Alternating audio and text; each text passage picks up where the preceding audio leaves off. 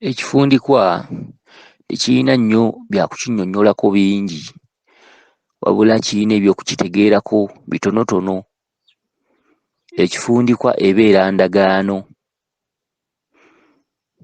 ekolebwa wakati wo n'oyo akikusabye gw'otalaba mu lugoye lwonna lw'aba akugambye.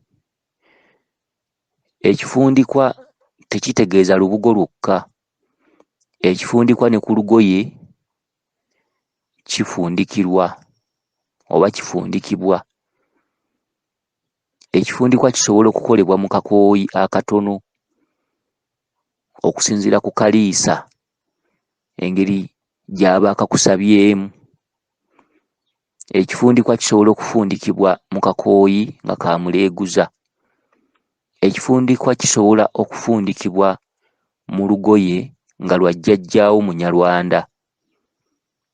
Era ekifundikwa kisoboka bulungi okufundikibwa nga Nyabingi akusabye omusanana.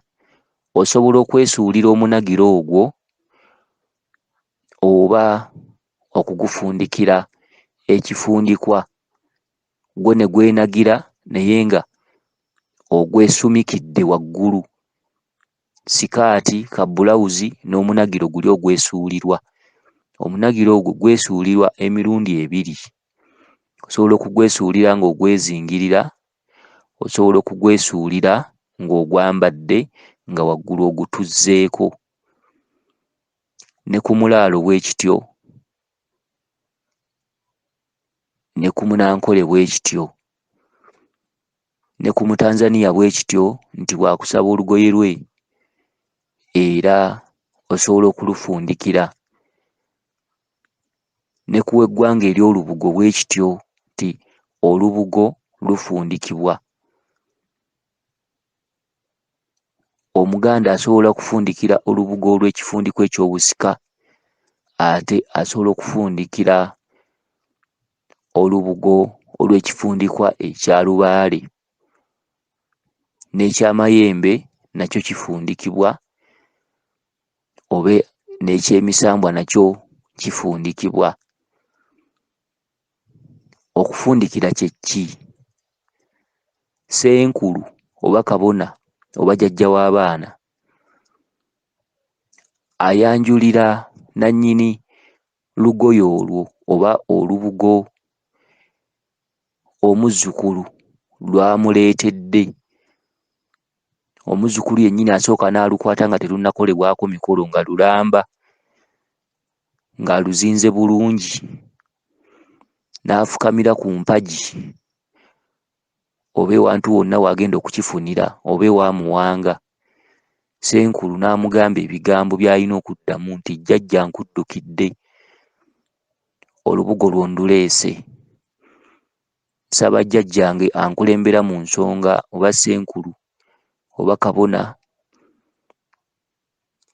ateeke mu nkola olubugo lwo lwe ndeese olugenda okumalawo obusungu, obunyiivu, empewo n'obukambwe mw'obadde osinziire okunkuba. Olubugo olwo n'amala n'aluwa ssenkulu oba kabona oba jjajja w'abaana, n'atandika okulukomola. Bw'amala n'alukubikka ku mutwe ng'alaamiriza eri oyo gw'oluwadde, oba musambwa oba muzimu oba jjembe, nti mu bw'omuzimu omuzzukulu gwe yasikira oba kitaawe oba jjajjaawe, ku lw'ab'ekika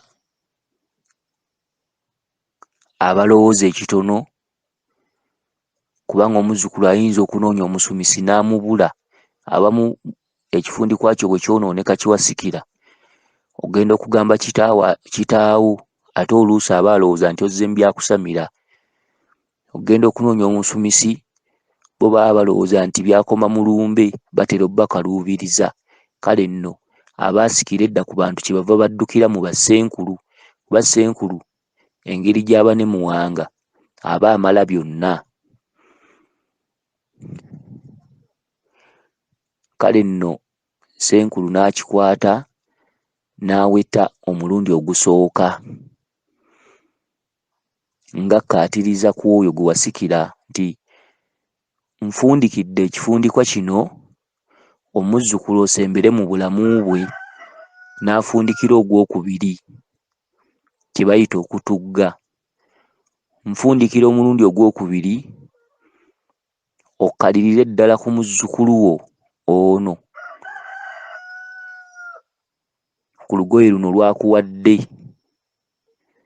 Ogwokubiri ogwo gwe gusembayo n'okola amatu waggulu, amatu 2, nti ojjanga n'omuwuliza mu matu ge ebyo by'obanga oyagadde okumubuulira. Nkitaddeko amatu 2 amanye era awulire by'ogamba, tebimuyitanga ku nviiri.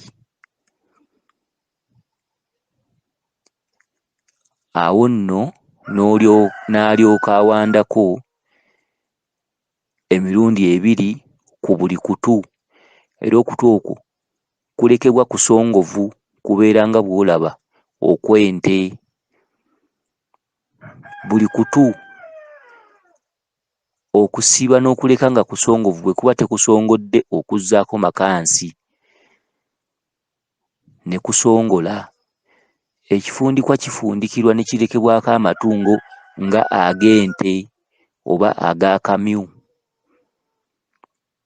Bwe gaba tegasongodde ogazzaako makansi n'ogalaamiriza nga ge matu.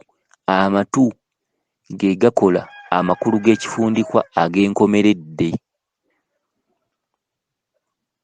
era amatu ge makulu ag'enkomeredde agali ku kifundikwa.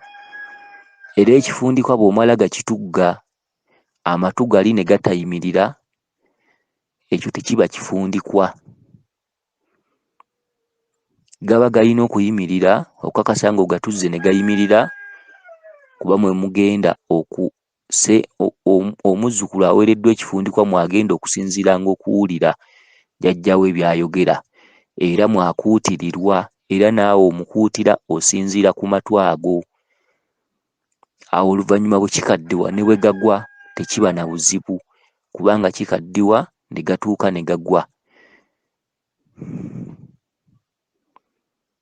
Weewaawo, abakuuma eriiso ddene Ddunda Namugereka Kiwa Mirembe, ye nze Omulangira Jjuuko Nabuddu.